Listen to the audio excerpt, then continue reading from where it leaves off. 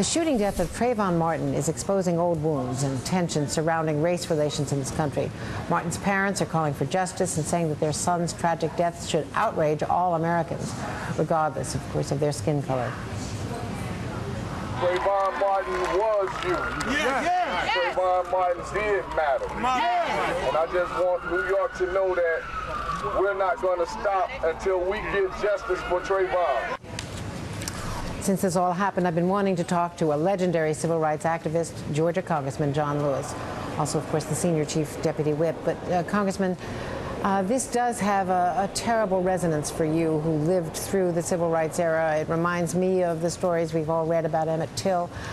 Tell me, what historic lessons can we draw from this, and what it tells you about the state of race relations, especially in Florida? Well, it tells us a great deal. To me, it reminds me of that awful day, August 28, 1955, when Emmett Till was lynched in Mississippi. It's a very sad and dark hour, not just for race relation in the state of Florida, but race relation in America. We cannot sweep it under the rug or in some dark corner. We have to deal with it. It's unbelievable. It is unreal. This young man, this young black kid, young 17-year-old, was only armed with a dream, not with a gun, a knife.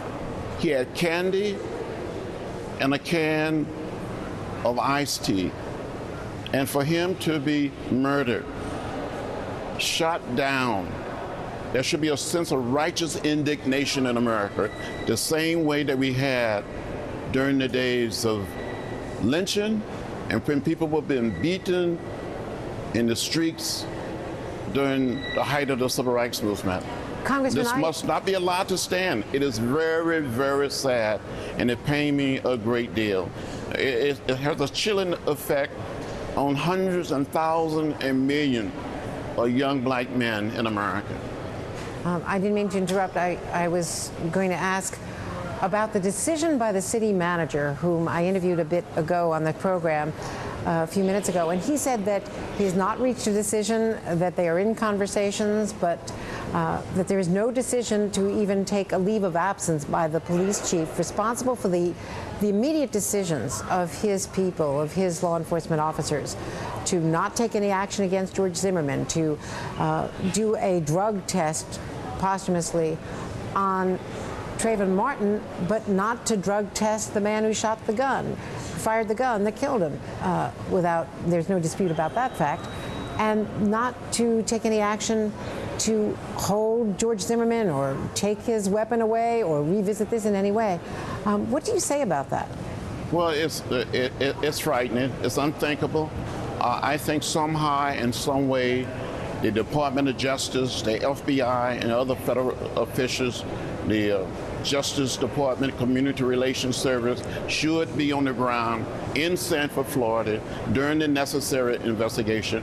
When the local government, be it city, county, or state, fail to protect the people, then the federal government has a moral obligation to act and must act. You just said that this has a chilling effect on millions of young black men. I was talking to Charles Blow. We're interviewing Charles Blow yesterday, who has written about this, and others have as well. Share with us what the burden is on young African-American men from childhood who are told by their parents to, as Jonathan Capehart has said, to not run, to not walk too quickly, to hold their hands in a certain way, to always be so careful that they are not mistaken or that they don't give some pretext or some excuse to a law enforcement officer to take action against them. Well, many young black men are told by their mothers and their fathers, be careful.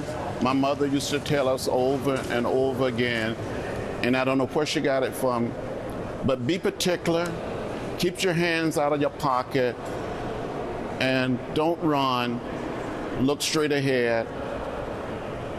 I just think when people see a young black man today wearing a hoodie. What are they going to say? What are they going to think? Is it dangerous? Should I move to the side of the street? Should I get off the road? What should I do? Should I be afraid? We cannot live in a society such. John Lewis, who brings so much history to this conversation, thank you very much for joining us today. But thank you.